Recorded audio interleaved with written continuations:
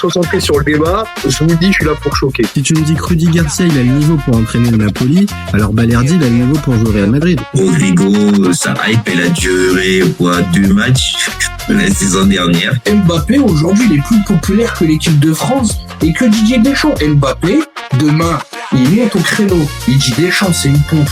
Il faut un changement d'entraîneur. T'es sûr que 48 heures après Deschamps, il va sauter. Mais je sais pas con, Dédé. Que Laurenti pense que le mec, il dépense 1 euro, il meurt. Je suis allé me faire la compil que ça m'a dit. La compil, elle a duré 2 minutes, il n'y avait pas grand chose. C'est souvent les 3 bonnes tacles qui revenaient, je me suis dit, attends, il y a que ça dans la compil. Guardiola, meilleur coach de l'histoire. C'est même pas le meilleur coach de l'histoire du Barça. Il faut arrêter avec Payet, c'est un grand joueur. Alex Ferguson, c'est juste un Giroud qui a eu beaucoup de moyens. C'est pour ça qu'il a réussi. Pendant des années, on se faisait dérouiller à chaque gros match. Ça fait penser à Rudy Garcia. Le match, il va débuter. Les 11 sur le terrain, ils vont se caguer dessus. On va sortir les popcorn, on va observer tout ça. On va tous mourir. Moi, j'y crois pas. On va se faire éliminer comme des putes. J'en suis sûr. J'ai déjà tout prévu. Le paquet de mouchoirs. Je veux pas avoir ça. Si t'enlèves le championnat anglais, allemand, espagnol, italien, portugais, lituanien, la Ligue 1, c'est le meilleur championnat européen. Mbappé, c'est un remplisseur de brouettes. Par contre, quand il faut aller trousser les grosses équipes, malheureusement, c'est lui qui se fait remplir.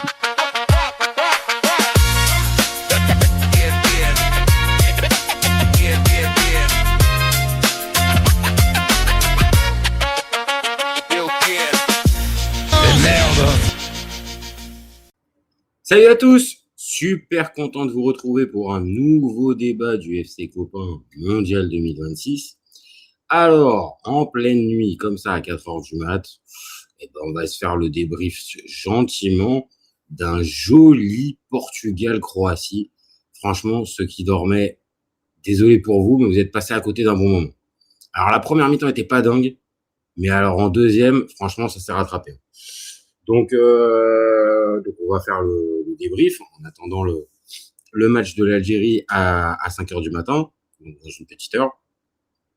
Donc comme d'habitude, les copains, on y va, vous partagez, vous likez, vous commentez, vous faites le débat avec moi, c'est toujours plus sympa. Maintenant, comme je le dis, si vous n'êtes pas là, je le ferai quand même et avec plaisir. Pareil, si vous découvrez cette chaîne, si vous découvrez cette vidéo, allez-y, on y va. Si vous découvrez ça aussi en podcast, allez-y, on s'abonne. Ça vous fait pas grand-chose pour vous et pour nous, globalement, je vais pas vous mentir les copains, ça nous donne de la force et ça nous donne un peu de visibilité. Bon, maintenant que j'ai fini ça, on peut parler un peu du match. On peut parler un peu de Gonzalo Ramos qui crucifie la Croatie dans un match de fou. Waouh! Par où on commence dans ce match? Parce qu'il y a plein de choses à raconter. Vraiment. C'était pas forcément un sommet technique, même si ça va, hein, on était quand même sur un haut niveau technique, mais c'était pas forcément là qu'était le mieux. C'est que pas sur une première mi-temps où les Portugais ils ont vraiment on va dire un peu la main mise sur le bloc bas croate. Je pense que les Croates, ils vont finir gentiment par céder parce que voilà, ils sont trop bas. Et puis deuxième mi-temps, ils nous inventent un truc en fait. Ils nous ont inventé un scénario qu'on n'avait pas vu en fait.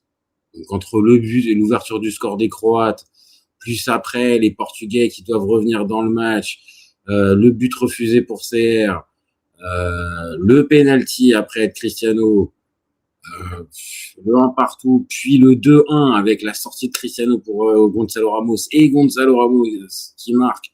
Et là, tu te dis, ça y est, c'est fini. Et puis, on doit être à la 99e, 100e minute. L'arbitre, il a mis 10 minutes de temps additionnel. Je crois qu'on doit être à 10, 12. Et t'as on va en parler, hein, mais pour moi, elle est valable, l'égalisation croate. Donc, après ça, il y a VAR, ça conteste, et au final, but refusé, et c'est le Portugal qui s'impose 2-1. Mais si vous prenez juste le score comme ça, vous dites bon, avec les stats, ok, hein, ouais, genre pas mal. Ils sont sortis du piège, croate, les Portugais. Ouais, sauf que vraiment, je vous jure que en regardant le match, c'est une autre paire de manches. Hein. Vraiment, c'est une autre paire de manches et on peut vraiment pas dire du tout que les Portugais, ils ont maîtrisé quelque chose dans ce match. Vraiment. Quand on regarde même, voilà, je partage des stats, que ça soit le momentum, que ça soit après la possession, ok, c'est à l'avantage des Portugais. Ok. Les XG, c'est aussi à l'avantage des Portugais, mais pas non plus de dingue. Parce que la preuve, 5 grosses occasions à 4. 15 tirs à 13. 2 arrêts du gardien à 5 pour le gardien Diogo Costa. 9 corners à 5. Bon, après, on peut encore continuer comme ça, mais si je vous montre ça, c'est parce que il y a ce que dit le score, hein, et l'enseignement qu'on va pouvoir tirer de ce score-là. Et puis, il y a aussi l'impression visuelle que nous ont laissé les deux équipes. Et là, je vais pas vous mentir, les copains, sur l'impression visuelle, le Portugal n'a pas rassuré. Hein. Alors, ok, on va dire c'était dans la même veine que les adversaires qu'ils ont eu au premier tour, hormis l'Ouzbékistan, c'est-à-dire la RDC et la Colombie. Donc, c'est-à-dire des équipes qui sont quand même compétitives, qui découvrent pas le haut niveau et qui ont pas peur forcément pour certaines, peut-être pas pour la Colombie, mais qui pour la RDC et pour la Croatie, qui avaient pas peur en fait de s'en remettre à leur défense pour pouvoir tenir une partie du match. Et on voit bien, après c'est pas les seuls les Portugais à être mal à l'aise face à un bloc bas, mais on voit bien que ils ont vite des difficultés face à un bloc bas qui sait jouer en bloc bas. Donc forcément, on va poser la question du coaching de notre ami Roberto Martinez et de savoir si vraiment on est convaincu par son coaching. Moi, je vous le dis, on est en 16e de finale, maintenant ça passe en 8e, je suis toujours pas convaincu par ce que fait Martinez. Vraiment. C'est-à-dire, ces compos comme ces lectures de match, vraiment pour moi, il y a vraiment beaucoup d'interrogations à ce niveau-là chez Martinez. Donc on va reprendre dans l'ordre, On va reprendre dans l'ordre avec la composition. La compo, c'était celle qui était globalement annoncée, sauf que on n'avait pas vu forcément Rafa Leao à la place de João Félix. Voilà. Sinon pour le reste, on pensait peut-être à Ruben Neves à la place de João Neves. Heureusement qu'il a mis João Neves parce que en termes de joueur de ballon, je pense que c'est mieux. Voilà, Cristiano devant, Bruno Fernandes en soutien, Rafa Leao, comme j'ai dit, côté gauche, Pedro Neto à droite, double pivot milieu à la récup, on va dire, avec Vitinha et Neves. Et derrière, on a compris que c'était la charnière maintenant, Renato Veiga avec Ruben Dias et Nuno Mendes, João Cancelo à droite et Diogo Costa dans les buts. Et côté croate, il n'avait pas inventé l'eau chaude, Dajic, il est parti sur une équipe globalement classique depuis le début de la compétition. Soutalo, Pongracic, on a compris que c'était là. Perisic, tant qu'il n'y a pas Guardiol, on va continuer avec lui. Stanisic, bien évidemment, à droite. À la récup, pareil, Luka Modric avec Kovacic, avec un cran plus haut, Petar Susic. Et sur les côtés, Vlasic, Baturina et Budimir en pointe. Pas très étonnant, en fait, Pas très étonnant de la part de Dajic.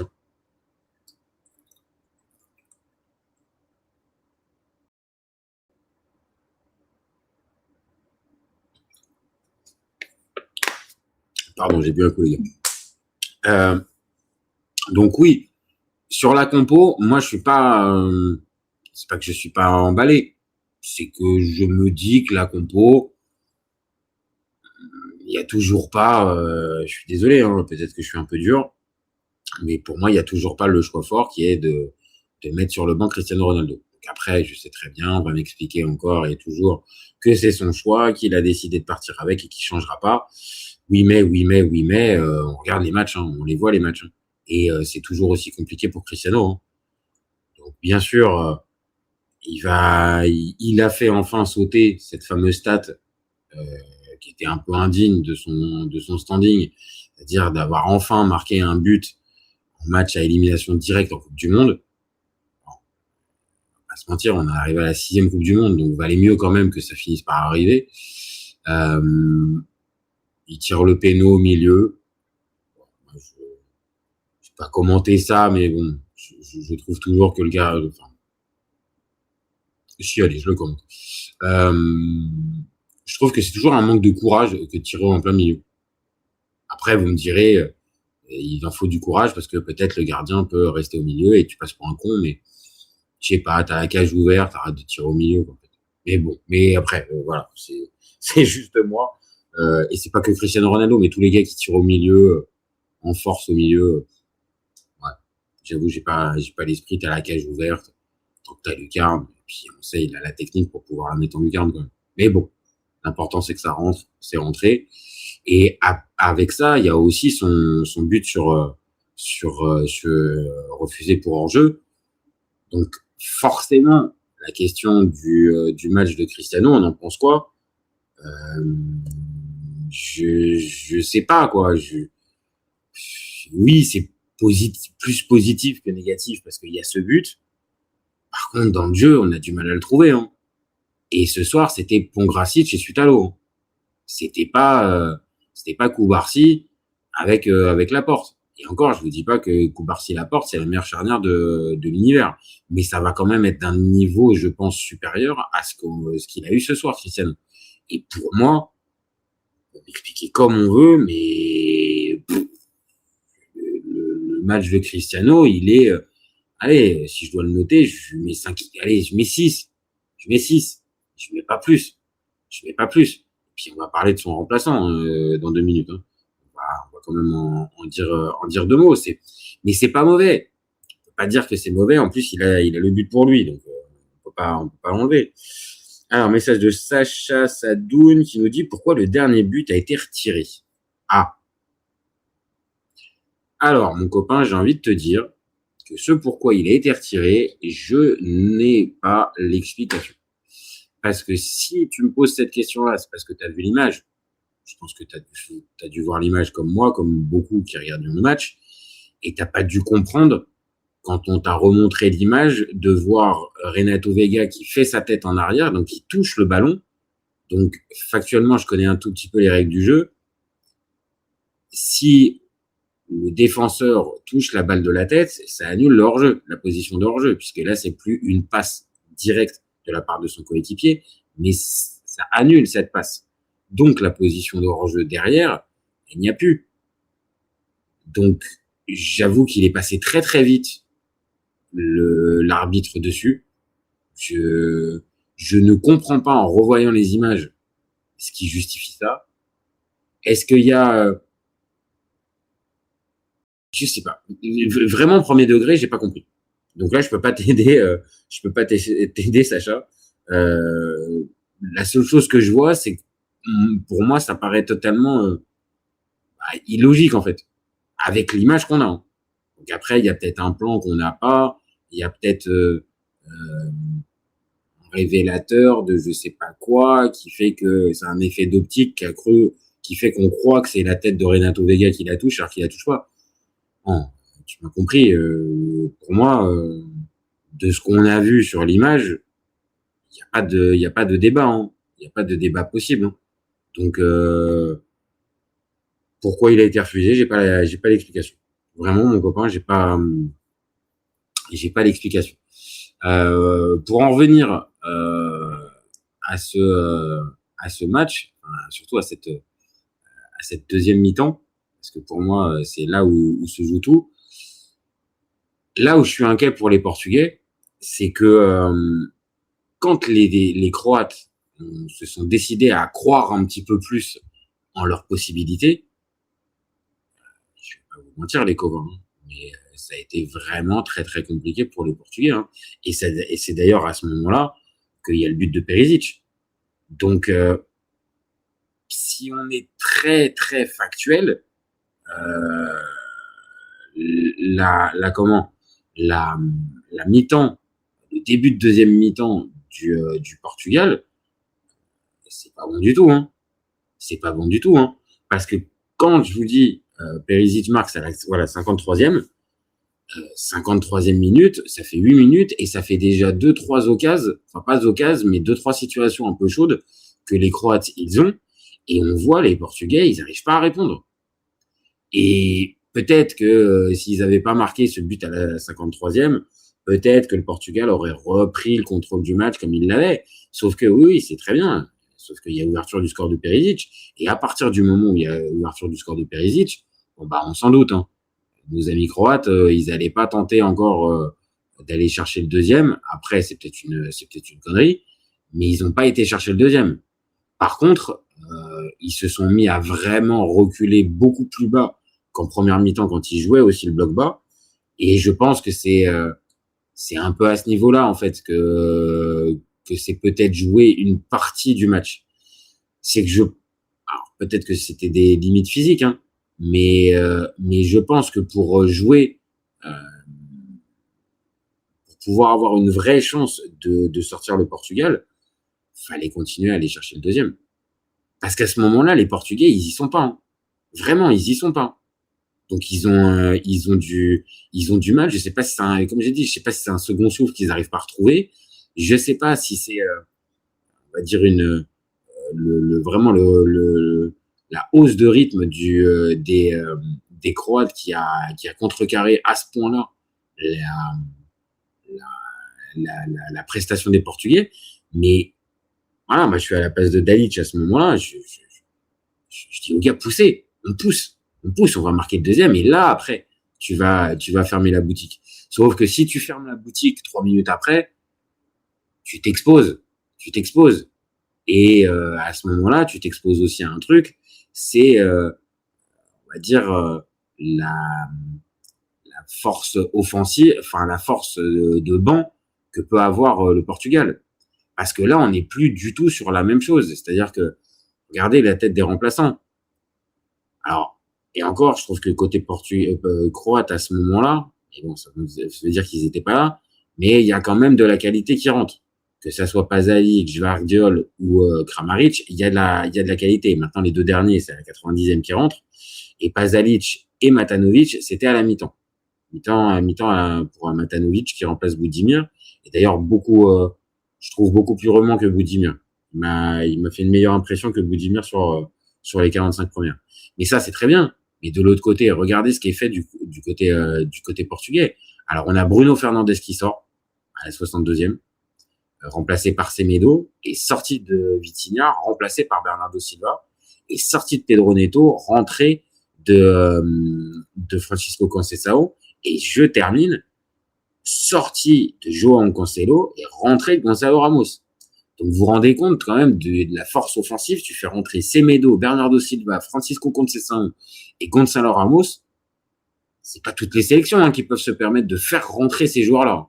Les titulariser, je dis pas, mais de les faire rentrer, c'est-à-dire les avoir sur le banc. Quand tu sais que déjà sur le banc, sur le terrain, t'as déjà ces mecs-là, Bruno Fernandes, Vitinha, Pedro Neto et João Cancelo.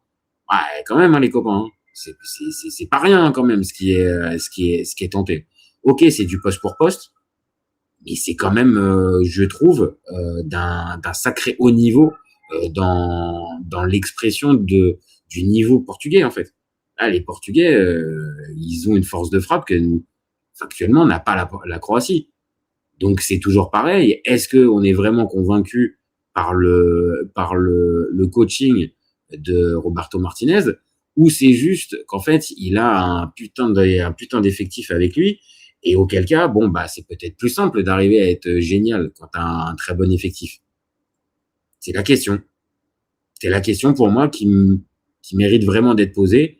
Ça fait encore un match de sélection en tournoi officiel où j'arrive toujours pas à savoir si Roberto Martinez est un grand sélectionneur ou pas.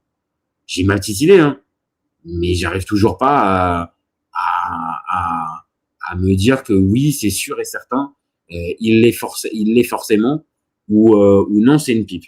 Il y a des moments, je me dis, quand même, les équipes qu'il arrive à tenir, elles sont quand même costauds.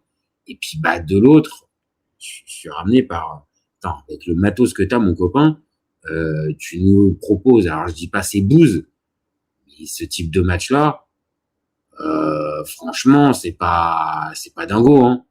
Franchement, c'est pas dingo. Je remonte le 11 que tu peux proposer. Mon copain, je pense qu'en plus de 90 minutes, tu peux faire un peu plus de 2 en XG quand même, hein. Je pense, hein. Je sais pas. Maintenant, on va être très clair. Il y a un gars ce soir, on a parlé de Cristiano Ronaldo, mais il faut parler aussi, surtout, de Gonzalo Ramos. Parce que Gonzalo Ramos, les copains, c'est pas la première fois qu'il est décisif avec le Portugal. Et maintenant, on va gentiment se poser la question, est-ce que Gonzalo Ramos, c'est pas lui qui doit démarrer?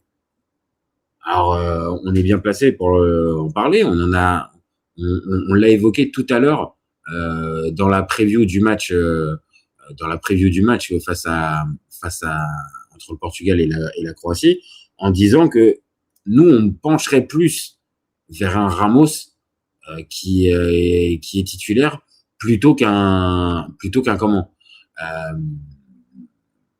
Cristiano Ronaldo. Maintenant, c'est très bien, c'est impossible, poids médiatique et tout ça. Et puis en plus, ça n'a pas été essayé en plus. Donc c'est toujours en cours de match. Là en plus, Gonzalo Ramos, il rentre en même temps que Cristiano. Donc pour moi, je vois pas l'intérêt. Moi, je vais vous dire, dans cette histoire-là, moi, j'ai la sensation qu'en fait, c'est toujours pareil. Roberto Martinez, il fait du social. Il a pas envie de se fâcher avec une partie de ses cadres et encore plus avec son joueur phare. Il a pas envie. Pour lui, c'est super important de garder l'unité. Donc, plutôt que de le sortir d'un coup et de faire le changement poste pour poste, parce que c'est ça qu'appelle le jeu à ce moment-là. Les copains, à ce moment-là, c'est tu sors ton neuf parce que des situations, tu commences à en avoir, mais ton neuf, il manque de précision, il manque de, comment dire, de finition. Enfin, je suis désolé, on va pas refaire le débat qu'on a eu tout à l'heure encore sur Cristiano, mais face à des équipes compétitives, on voit bien que c'est compliqué. Titulaire 90 minutes. Donc là, moi, c'est ma lecture, hein, peut-être que je me trompe, mais pour un minimum le préserver, on va d'abord associer Ramos avec Cristiano, et puis quand on va se rendre compte que ça fonctionne pas, parce que les deux, évidemment, ça fonctionne pas, les deux ensemble, ça fonctionne pas, c'est pas complémentaire. Pour moi, les deux sont pas complémentaires. Et évidemment, à ce moment-là, on va faire quoi? Cristiano, désolé, un 81e, on te sort. Et l'autre, il fait encore la gueule. Alors après, heureusement, il se reprend vite, mais il fait la gueule encore. T'as l'impression, genre quoi, moi, je vais sortir. Oui, frérot, oui, c'est toi qui sors, en fait. T'es cuit. Donc, tu fais plus de différence. Donc, ça serait bien qu'à un moment donné, à plus de 40 piges, tu continues pas à casser les couilles, pardon, hein, mais, avant de sortir, ce serait pas interdit, quoi. Maintenant, bon, c'est un détail, hein. Mais par contre, je trouve encore une fois un manque de courage évident de la part de Roberto Martinez. Et dans son fameux coaching, qu'est-ce qu'on en pense? Moi, je vous le dis, je lui mets pas la moyenne à Roberto Martinez.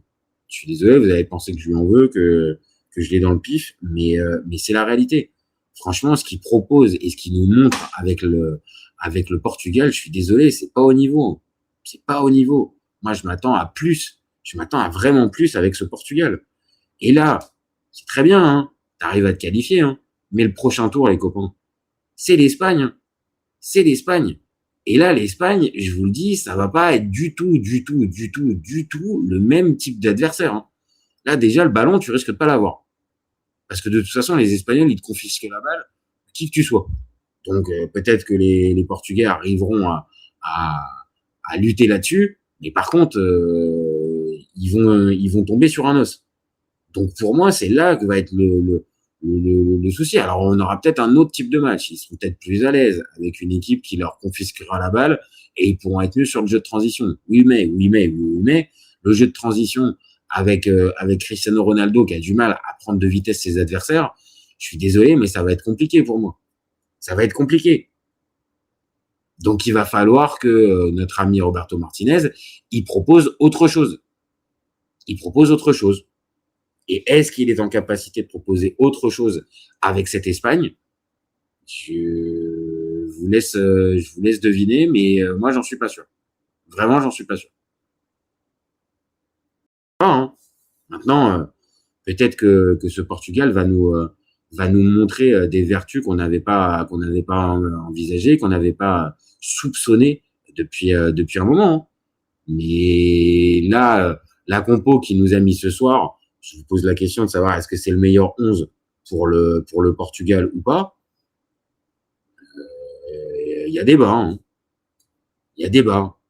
Parce que le gars tout en haut à droite, moi je vous le dis, face à l'Espagne, je le mettrai pas. Et tu le fais rentrer. Attention, hein, j'ai pas dit d'exclure de toute l'équipe. Hein. C'est pas du tout ce que j'ai dit. Hein. J'ai dit juste de le mettre, c'est même pas en concurrence. C'est juste de le laisser à un endroit où tout ne dépend pas que de lui. Et je pense qu'en 2026, tout ne peut plus dépendre que de lui. C'est là qu'est le souci pour Cristiano Ronaldo. Le souci, il est là. C'est qu'en fait, lui, il pense encore que c'est par lui que ça peut passer. Et que il est encore à l'époque CR7 Prime. Mon copain, c'est plus le cas. Et il faut qu'il y ait des gars qui soient là pour lui dire. Mais sauf que ces gars-là, pour lui dire, normalement, ça devrait être Roberto Martinez, mais on a compris. Roberto Martinez, il le fera pas. Il le fera pas. Donc ça va être une vraie interrogation. Comment on articule l'équipe du Portugal pour le prochain match face à l'Espagne. Là, franchement, moi, je reste persuadé qu'il va nous le mettre. Mais par contre, moi, si j'étais à la place, je mettrais Gonzalo Ramos sans hésiter. Amine DZ qui nous dit salut, je me suis endormi pendant 1 heure après le match du Portugal. Je viens de voir la compo de l'Algérie. Je préfère retourner dormir. C'est pas possible. Alors, écoute, attends, mon copain. Je vais regarder ça en direct. Pendant que tu me dis ça, je regarde ce que nous a concocté notre ami Vladimir Petkovic. Alors, juste, Vladouf, il nous a mis quoi? Vladouf. Alors, Suisse-Algérie. Alors, il nous a mis dans les buts Lucas Zidane. Ah, Lucas Zidane qui revient. Ait Nouri, Ben Sebaini, Mandi, Belgali. Bon, là, jusque-là, c'est normal. Ben Taleb. Oh non. Oh non. Oh non. Ok, les mecs, c'est fini. Ok, les mecs, oubliez tout l'avant-match que j'ai fait. Oh non. Qu'est-ce qu'il a été fait? Pourquoi il a été le remettre? Mais pourquoi? Mais pourquoi? Ah non, mon copain, je suis désolé pour toi. Donc, pour ceux qui n'auraient pas compris, Ramiz Zerouki. Ah non, je rêve. Fares Chaibi, Oussem Aouar, Riyad Mahrez et Ibrahim Maza en pointe. Donc, pas d'Amin Gouiri. Je sais pas. Et en face, Kobel, Zakaria à droite, c'est pas mal aussi. Hein. C'est rigolo. Hein. Elvedi, Akanji, Rodriguez, Freuler et Granit Xhaka, Danendoy, Manzambi, Ruben Vargas et Brel Mbolo. Ok. C'est plutôt du classique, à part Zakaria encore. Il nous invente des trucs. Hein. Yakin, il nous invente des trucs. Je comprends pas ces sélectionneurs qui nous inventent des conneries. Je piche pas. Force à toi, Amine. Force à toi, Amine, parce que là, je compatis. Zerouki dans l'axe. Ça picote. On va espérer, mais là, j'avoue que j'ai pris quand même une petite claque pour... on passe de 60-40 à 70-30, voire 75-25 avec la présence de Zerouki, je me permets. Uzel 95-01 qui nous dit vol du Portugal comme les Belges. Ah, c'est vrai que si on regarde juste factuellement ce qui s'est passé pour l'arbitrage, on peut avoir le côté c'est un vol. Je peux pas te l'enlever, Uzel. C'est vrai que je l'ai dit tout à l'heure. Pour moi, le but refusé pour les Croates, avec les images qu'on a, il ne doit pas y avoir but refusé. Hein. Et vraiment, hein. Je suis désolé, hein, mais le but de Gvardiol, pour moi, il est pas annulé, en fait. Parce que Renato Vega la retouche, et qu'à partir de ce moment-là, je t'ai dit tout à l'heure, on connaît tous les règles du foot, les copains. On sait tous comment ça se passe. Et là, quand le défenseur retouche la balle, oui. Donc, est-ce qu'après, c'est un vol organisé? Est-ce que c'est... Après, hier, par contre, là où je te rejoins pas, c'est que les Belges, hier, ils volent personne. Hein. Après, on peut dire ce qu'on veut sur ce qu'ont fait les Sénégalais. Ça, par contre, oui, pas de problème, ça, je peux t'entendre. Mais par contre, ils ont volé personne, hein, les Belges, hier. Les Sénégalais se sont éclatés tout seuls. Ah, ils ont eu besoin de personne d'autre. Hein. Donc, ne nous trompons pas. Maintenant, ce soir, oui, factuellement, si on est vraiment très honnête sur comment s'est passé le match, ah oui, sur la fin, très honnêtement, le but croate doit être accepté. Donc, si le but il doit être accepté, ça fait prolongation. Hein.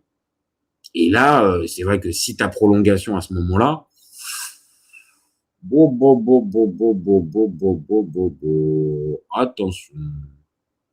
attention. Parce que là, les Portugais, je sais pas s'ils étaient en maîtrise totale. Même si après, il y avait notre ami Gonzalo Ramos qui était là, qui semblait bien être chaud. Bon, je pense que les Portugais auraient été quand même un petit peu, pour pas dire beaucoup dans la merde, s'il y avait eu une égalisation à ce moment-là. Bon, c'est pas venu. Peut-être que c'est la solution, c'est peut-être mérité. En tout cas, maintenant, c'est l'arbitre qui a pris cette décision-là. On peut pas dire grand-chose là-dessus. Voilà. Maintenant, moi, je le dis très clairement, cette équipe du Portugal face à l'Espagne, elle a intérêt de hausser clairement son niveau de jeu, parce que, ok, c'était pas la même opposition en face du côté de l'Espagne. Ok, moi, je peux entendre que l'Espagne, c'est pas encore, voilà, super convaincant parce que les équipes qu'ils ont rencontrées sont pas extrêmement compétitives. Ok, pas de problème. Par contre, ce que j'ai vu du côté espagnol, c'est des certitudes dans le jeu. Hein. C'est des certitudes dans le jeu, des circuits de passe qui sont bien huilés, un Lamine Yamal qui commence à reprendre, on va dire, son meilleur niveau, qui commence, j'ai bien dit, un Oyarzabal qui rayonne déjà, et on peut avoir la sensation que l'Espagne monte en puissance. Et arriver pour ce 8e de finale à jouer le Portugal à ce moment-là, je vais pas vous mentir, dans les courbes, elle est quand même un peu plus positive pour les Espagnols que pour les Portugais. Parce qu'en plus, les Espagnols sont quand même champions d'Europe en titre. Alors ok, vous me direz, il y a la Ligue des Nations où le Portugal a battu l'Espagne. Ok, très bien, pas de problème. Maintenant, n'oubliez juste pas que cette équipe d'Espagne, elle a réussi à aligner le jeu, elle a réussi à aligner le résultat, et jusqu'à preuve du contraire, il y a toujours personne qui leur a même juste marqué un but. Juste. Donc, il va falloir aussi intégrer ça dans l'équation, les copains. C'est que cette équipe d'Espagne, peut-être pas aussi impressionnante qu'on aurait pu se le dire, et comme ça l'avait été après le premier tour de l'Euro, ok, mais par contre, c'est sacrément solide, et je vous le dis, eux, face à des blocs bas, ils y arrivent. Ils y arrivent. Donc après, je pense pas que le Portugal va le jouer bloc bas. J'espère pas quand même. J'espère pas que ça va être la tactique de Roberto Martinez. Que les Espagnols aient la balle, oui, ça je m'en doute. Je vous dis, ils ont la balle contre n'importe qui. Par contre, si on est sur une tactique de chiffonnier avec on se met tous derrière pour pouvoir sortir l'Espagne, j'espère quand même un peu plus d'audace et un peu plus de conviction de la part des Portugais, quand même. J'espère. Parce que là, vraiment, sinon, c'est décevant de se retrouver à jouer, comme je l'ai dit, en fait, en bloc bas et juste en transition, parce que t'as très, très peur de ton adversaire. Tu peux l'affronter, le regarder dans les yeux et essayer de développer ton jeu. Je pense que c'est possible de la part de l'Espagne. Maintenant, pour ça, faut être très très clair, hein. L'Espagne, le Portugal a intérêt de hausser son niveau de jeu et c'est pas ce qu'on a vu jusqu'à présent. Donc c'est pour ça, moi je suis plutôt inquiet. Maintenant, on verra bien ce que va nous donner ce 8e de finale, mais par contre, je suis très hypé. Là, par contre, je pense qu'on va tous être d'accord. On est tous très hypés. Maintenant, je pense qu'il y a encore des changements à faire dans le 11 portugais, et à commencer par l'identité de l'attaquant de pointe. Je suis désolé, mais c'est encore un symbole ce soir, le but de Gonçalo Ramos. Pour moi, ça doit être un déclic dans la tête de notre ami Roberto Martinez pour changer ça et arrêter ces atermoiements avec je me prive pas de Cristiano parce que c'est Cristiano. Stop. Là, faut être compétitif, faut aller la remporter. Le Portugal a jamais remporté la Coupe du Monde. Ils ont une génération extraordinaire. Arrêtons les histoires d'ego, en fait. Juste les histoires d'ego pour pas le froisser. Comme je vous ai dit, là, quand il faut le remplacer à la 60e et le faire rentrer et faire rentrer Ramos à sa place, faut arrêter de le ménager et de se dire bon, on va d'abord jouer à 2 et puis on verra après. Je l'ai dit, ça marche pas. Ramos et Cristiano, ça ne fonctionne pas. Donc, arrêtons un petit peu. Et s'il te plaît, mon ami Roberto Martinez, mon ami, t'es pas forcément mon ami, mais mon copain Roberto Martinez, on va dire, tu serais gentil. Là, le 11 que tu nous as pondu ce soir, ça serait bien, j'aimerais bien, je voudrais bien que ce 11-là soit pas celui que tu nous alignes contre l'Espagne. Voilà. Il y a des choses intéressantes dedans. On n'en a pas parlé, mais Leao a fait pour moi un très bon match. Il est à l'origine du but de Gonçalo Ramos. Je vais revérifier, mais pour moi, c'est lui qui fait la passe D. Hein. Oui, on est bien d'accord, c'est lui qui fait la passe D. Il tape, il touche la barre transversale. Alors, il a pas tout réussi. Hein. Le match est pas parfait de Rafa Leao, mais pour l'avoir vu des centaines de fois, des centaines de fois avec l'AC Milan, je vous garantis que là, c'était un match positif de sa part et où il avait vraiment envie de faire quelque chose. Donc, pour moi, Leao, il faut continuer dessus. Il apporte beaucoup plus que Joao Félix et encore plus dans le match à venir contre l'Espagne. Il faudra, peut-être si tu n'as pas la balle, avoir des joueurs capables d'aller vite en transition. Et là, Rafa Leao, il peut vraiment, vraiment te servir. Joao Félix, on l'a vu, c'est un beau tripoteur de ballon. Il n'a pas progressé particulièrement depuis qu'il est à Al Nassr. Donc, peut-être en sortie de banc, je dis pas, à la 75e, 80e, quand il faut peut-être avoir un mec un peu frais qui peut te faire des différences sur un geste ou deux. Ok, ça, je veux bien entendre. Par contre, en titulaire, non, ça suffit. Là, tu installes Leao. Neto à la place de Conceição, ça se discute, mais Neto peut-être titulaire, ça s'entend. Conceição, il fait peut-être plus de différence quand il rentre. Voilà. Et pour la défense, je suis toujours pas convaincu par Renato Vega, mais bon, est-ce que c'est maintenant qu'il faut changer de charnière centrale? J'en sais rien. Mais à côté de Ruben Dias, ouais, je le trouve pas extraordinaire. Renato Vega, vraiment, il me saute pas aux yeux. Et au milieu de terrain, s'il te plaît, Roberto, trouve la bonne formule parce que vraiment, tu as des super bons joueurs et ça serait dommage quand même que tu les utilises pas correctement. Voilà les copains, je vais vous laisser. Je vais préparer un peu le match de l'Algérie qui va bientôt débuter. Donc, merci à tous d'avoir suivi. Merci à Sacha, merci à Amine et merci à Uzel d'avoir participé sur le chat. Le live va être disponible en replay dans quelques minutes sur la chaîne. N'hésitez pas à commenter, liker, partager. On répond aux meilleurs commentaires même après la publication des débats. Le live va être dispo en replay sur toutes les plateformes, Spotify, Deezer, Apple Podcast et toutes les autres. N'hésitez pas à vous abonner, on a besoin de ça, je le répète à chaque fois, mais on a besoin de ça pour grandir et avoir plus de visibilité. Et puis, si vous êtes abonné, vous savez ce que je vais vous dire. Vous gardez en tête qu'OFC et copains, on est ouvert toute l'année, et encore plus pendant le Mondial 2026. Ciao, ciao les copains. Ciao, ciao.